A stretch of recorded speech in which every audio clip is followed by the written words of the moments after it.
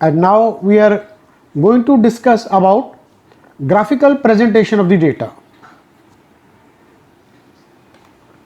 And you know that there is a difference between graphical presentation as well as tableau presentation and comparison to the diagram presentations. So graphic presentation is the most precise and gives us the values which you can use it straightforward to show the output of your of your work. So there is no hypothetical values are there. So these are exact values. Anybody can measure it in the graph itself. That's the best part of graphic presentation. Now again, first of all, we have to go through that. What are the rules for graphic presentation? Now the graphs, as the name itself, is to be prepared on the graph paper. Maybe it is inches or maybe centimeter, but now we are using centimeters, meters, so we have to use centimeter graph. But nobody has stopped you in using inches depending upon work to work. So when we are drawing a graph, again the same type of rules which you have done in the diagram, which you have done in the table, that we have to also follow in the graphic presentation. What are those? Graph must be neat and clear. Don't try to make a complicated graph. Don't try to make within one graph try to show so many variables or so many attributes. So that will increase the confusion. So try to have a simple graph. At one or two variables you can choose. That is a better, because using more than that requires now otherwise the user will not get that much information which you want to communicate to him. Again, each graph must have the graph number, title, footnotes and source note if it is required. And we all know that title must be self-explanatory, and graph is the more than one graph, then we should have graph number is a compulsory then, and should be unique, and either it can be 1, 2, 3, 4 or it can be the chapter wise 1.1, 1.2, 1.3 like this. And wherever the footnote is required must be given, and it is a mandatory that source from where you have collected the data has to be given. These are few fundamental which is applicable for diagram as well as table presentation also. Then scale and framework. Now the axis should draw in such a way that the whole data should be accommodated or should be presented in that graph. Normally in x-axis we used to take independent variable, and on y-axis we used to take dependent variable. And for time series data, time we used to take on x-axis and variable on y-axis. So appropriate scale for both axes should be taken so that figures are visible clearly. There should not be any confusion. So that is very important. Now for relative data, ratio or log scale should be used instead of arithmetic scale. Up to now we are talking of the arithmetic scale, sorry. But the ratio scale or log scale, that is used for relative data, and that will do it if time permits in separate session. So if the values are quite far away, then a false baseline you can use it for better presentation. Otherwise there is no need. But index, each graph must have an index describing about the different types of line which you are using it. The line may be the form of dotted line, broken line, dash dot, etc. Different type of lines are available. Depending on your choice you can draw it, but index has to be given. Now graphs are of two types, that is graph for frequency distribution and second graph for time series data. Today our scope of discussion is limited to graphs for frequency distribution. For time series data, when we will discuss the time series, then there we will also discuss the graphs which are related to time series data.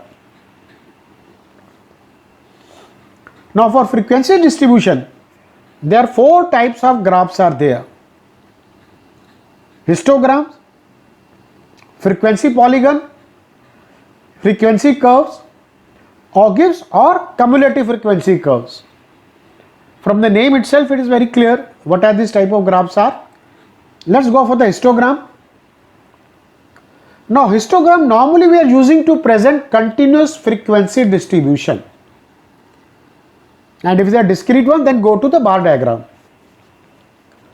Discrete data go to bar diagram. For continuous frequency distribution data, for continuous data come to the histogram. So histogram is constructed of vertical adjacent rectangles of height proportional to frequency on x-axis known as base, with width equal to class interval of those frequency.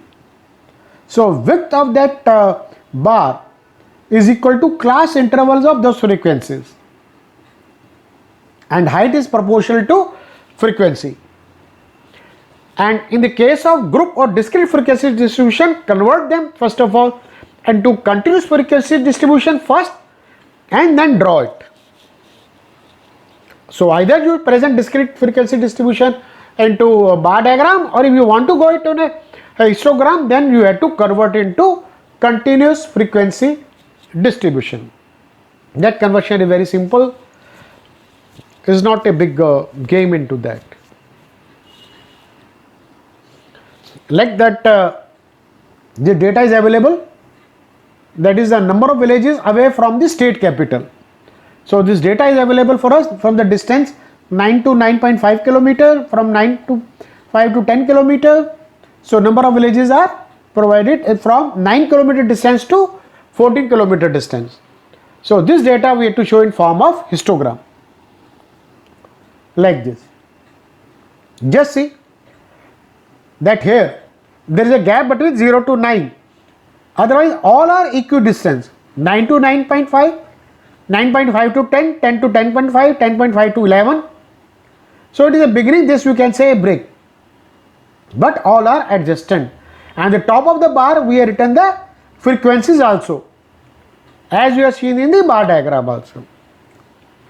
So the same way, the only difference is it is adjacent and the values are presented as per our frequency distribution.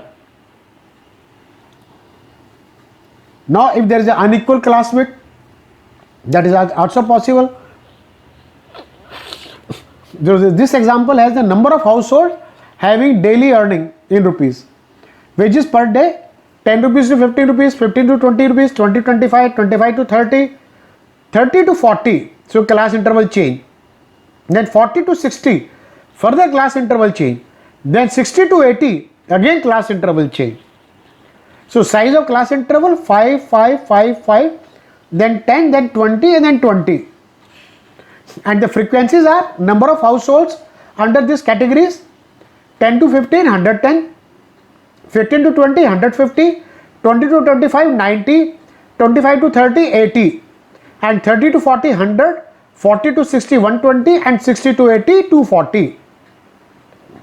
So first of all we have to bring the whole data into same scale. How to do that?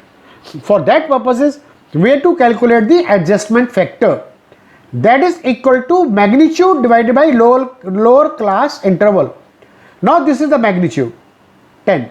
So we divide 5 by 5. 5 is the minimum value, the class interval size.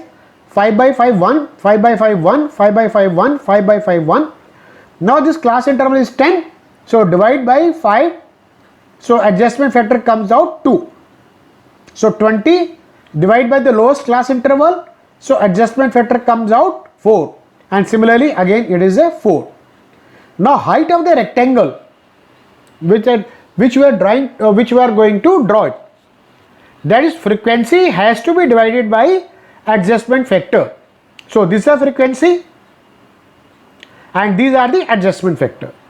So 110 divided by 1, 110, 150 divided by 1, 150, 90 divided by 1, 90, 80 divided by 1, 80, 100 divided by 2, 50, 120 divided by 4, 30, 240 divided by 4, 60. So these will be the height of rectangle, and just see how we are going to present it. So here we are able to show actual 0, 0 to 5, 5 to 10, 10 to 15, 15 to 20, 20 to 25, 25 to 30, and then 30 to 35 to 40. This class interval was 30 to 40. Next class interval is 40 to 60, and next class interval is 60 to 80. Now height of this bar, a rectangle, is their actual frequency 90, 90, but here this is adjusted height, this which we have calculated from height of rectangle, this 50. So next rectangle height is 30 and next rectangle height is 60. So you can show that prosperity is being shown by the belly. So the this width is automatically is able to tell us how much the value it contains, how much the value of this square contains. So that's how that if frequency width is not same or the class intervals are not same, then we have to adjust it using these formulas, and we have to present histogram in this manner. Next is frequency polygon. It can be used to present discrete or group and continuous frequency distribution. We can draw it for all the three categories. It is nothing but a line diagram in which midpoint of the class intervals or the value of discrete variable are plotted along x-axis against the corresponding frequency on the y-axis. So frequency on y-axis and variable values are on x-axis. So midpoint of class interval, if it is a class interval, if it is a discrete variable, then the value of discrete variable. Then these plotted points are joined by straight line. Let's see how they are being plotted.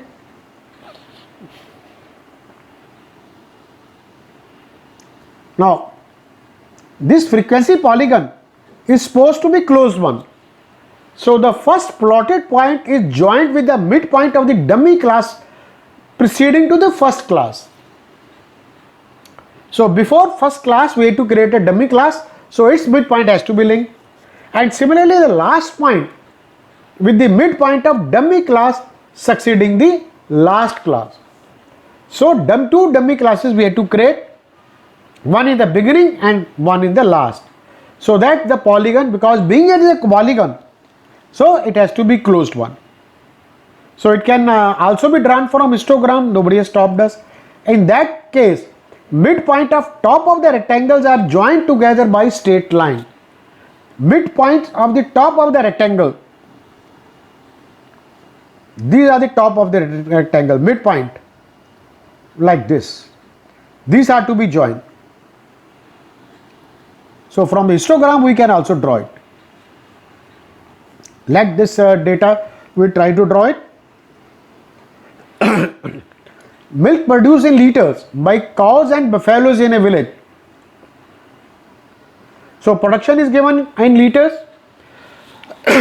6 liter to 7 liter, sorry, 600 liter to 700 liter, 700 liter to 800 liter, and finally 1300 to 1400 liter. How many cows? 26 cows. How many buffaloes? 38 buffaloes. So total 64 cows and buffaloes, their production in the milk is in the range 600 liters to 700 liters. So different combination of cows and buffaloes. So maximum is 358 animals, they are giving in the range of 800 to 900 liters.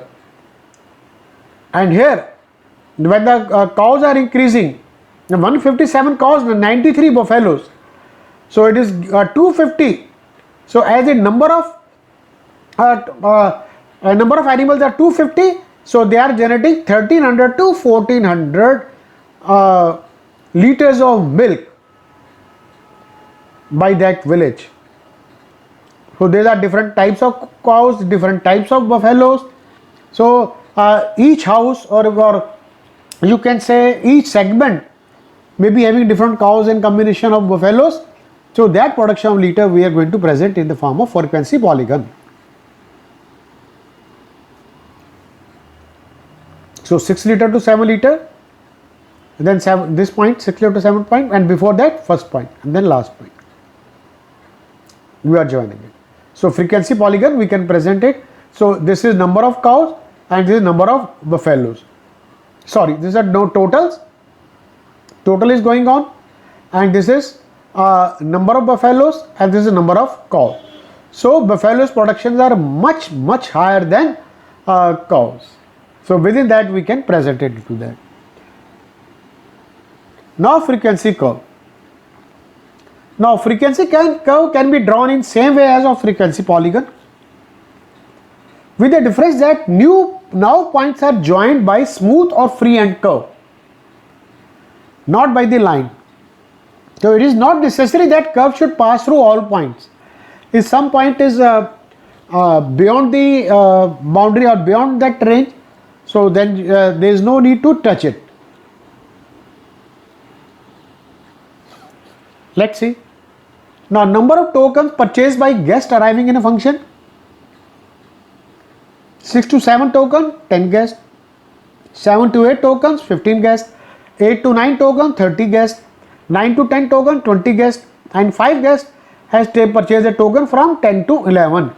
I don't want to say where these tokens are being used.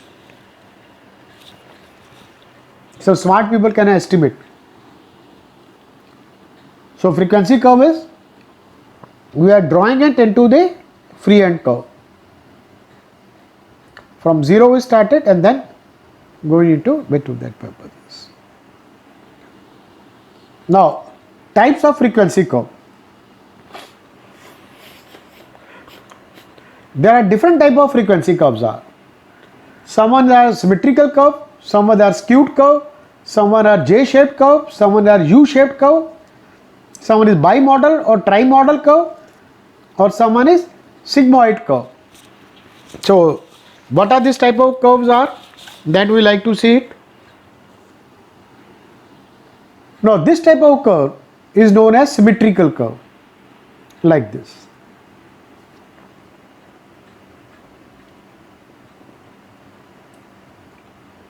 That is number of observation below this and number of observation more than this in a symmetrical fashion.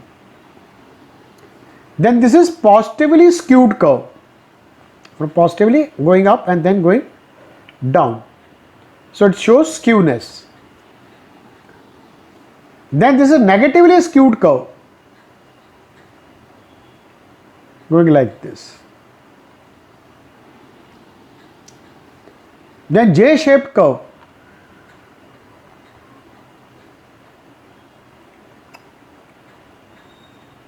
This is known as inverted J-shaped curve, and this is J-shaped curve. So variable on x-axis and frequency on y-axis. Then U-shaped curve. In this curve, data is decreasing and then attain minimum value, then start increasing from the middle point. So again variable on x-axis and frequency on y-axis. Then bimodal curve. It means this curve is having two maximum values, two modes we can say. This is a trimodal curve.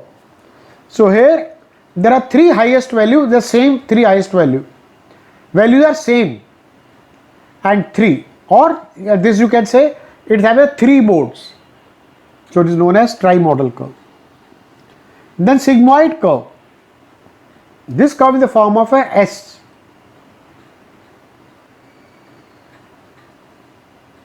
So these are the different type of curve that is normally the most of the data is being presented by this type of graphs. Now coming to ogive or cumulative frequency curve. So as clear from the name itself, that is, it is a frequency curve, except that here we are using cumulative frequency in place of class frequency. And further, the points are plotted with respect to boundaries of class interval instead of midpoints of class interval. Previously we have shown the midpoints of the class interval. So those midpoints of the class interval we are using it. It is of two types, less than ogive or more than ogives.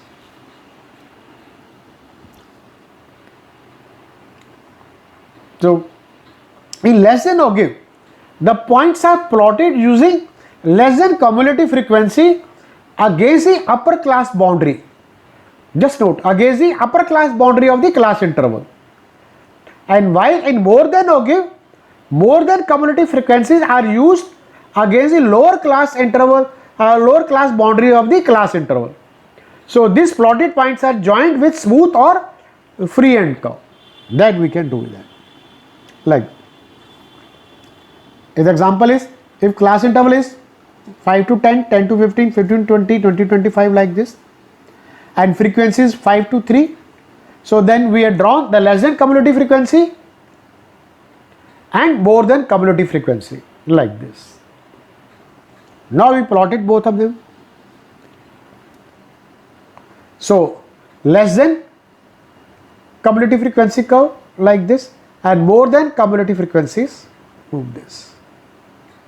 So this is the cumulative frequency curve that shows us. This we also done in the Pareto charts.